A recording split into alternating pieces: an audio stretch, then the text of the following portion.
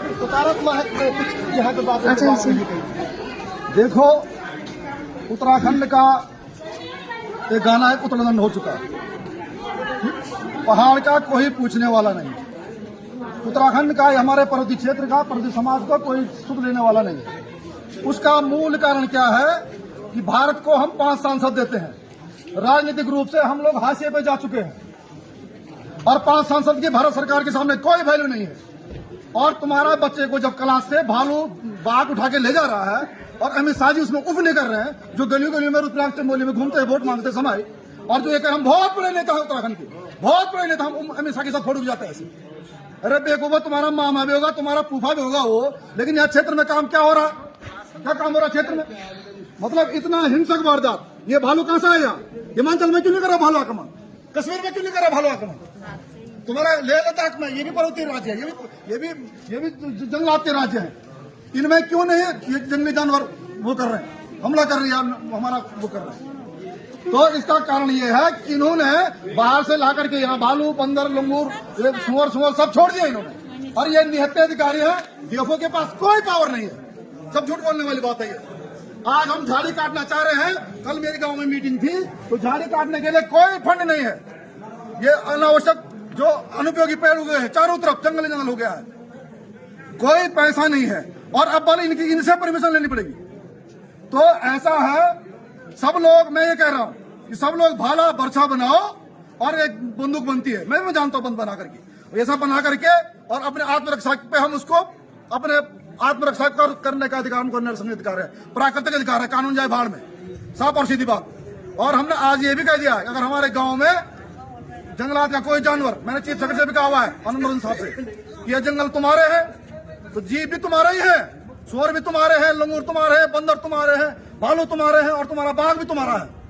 और अगर ये हमारे गांव में आते हैं कोई ऐसी वारदात करते हैं तो हम इनको भी ठिकाने लगाएंगे, और जो अधिकारी पीठ पीछे आएगा जी ऐसा कर दिया वो ऐसा कर दिया, हम उसको उल्टा टांग देंगे पेड़ पे, हम वीरपन की राह पे चल जाएंगे, हम विद्रोह कर देंगे। ऐसा नहीं चलेगा। आप ये बहुत हो गया कि नहीं ज्ञापन दिया, और भी एसडीएम को ज्ञापन दिया, डीएम को दिया, राष्ट्रपति को दिया, डीएफओ साहब को दिया, ऐसा कुछ नहीं होगा।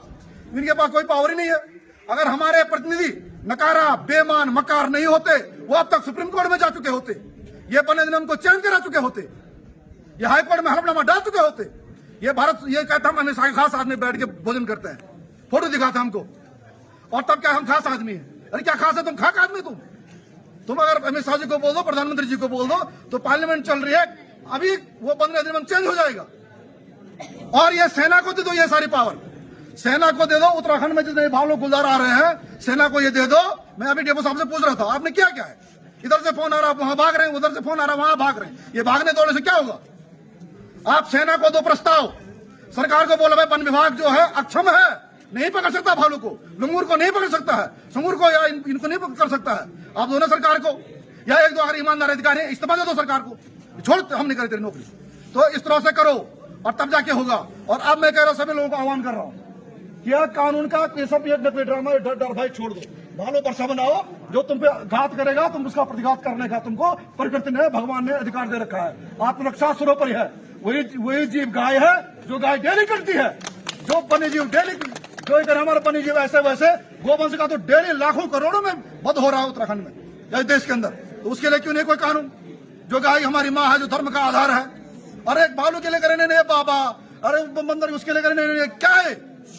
और अब इन नेताओं को भी आप लोग एक हो जाओ सब। मैं राजनीति नहीं करता, मैं किसी पार्टी की बात नहीं करता, सब एक हो जाओ।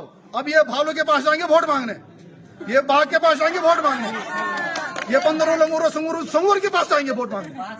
आपके पास अगर ये आए और आपने गले में माला डाली इन बेईमान नेताओं की, तो फिर आपको भगवान भी माफ नहीं करेगा। साफ और सीधी बात। अब आप लोग ऐसा करो, आत्मरक्षा के लिए कदम उठाओ, कोई कुछ नहीं करेगा। और अगर कुछ बात होगी तो मैं अपने पे ले लूंगा केस, मैं जाऊंगा अंदर, मुझे फर्क नहीं पड़ता। और जो मुझे अंदर डालेगा मैं उसको भी देख लूंगा कैसा हिसाब किताब फिर शांति रूप चलता है। अब तो भाई हमें तो विद्रोह करना पड़ेगा। गांधी जी ने नमक कानून तोड़ा था, तब जाकर के नमक सारा इंडिया वाले लोग, भारत के लोग बना पाए। अब ऐसे कानून हमको तोड़ने पड़े। कानून बनते ही तोड़ने के लिए है। संविधान में कितने संशोधन हो गए, कितने कानून में अमेंडमेंट हो गई है। तो ये सब बातें हैं। आप लोग ये वन विभाग के चक्कर काटना बंद करो और सरकार के चक्कर काटना बंद करो। जैसे मेरे दादा बाबाओं ने सुना होगा, अपने कनगई बाग में गजानन रिखमार, तो वो परंपरा के लोग हैं, हम तो धर्मवीर लोग हैं। ऐसे थोड़ी पहाड़ का आदमी बहुत मजबूत है, बहुत साहसी है, जैसे ये लोग समझ रहे हैं, ये बहुत गलत है। तो इसी शब्दों के साथ मैं ये कहना चाहूंगा, आप लोग खुद आत्मरक्षा करो।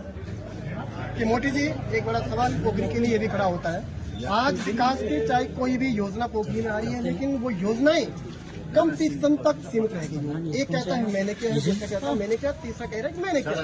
इसका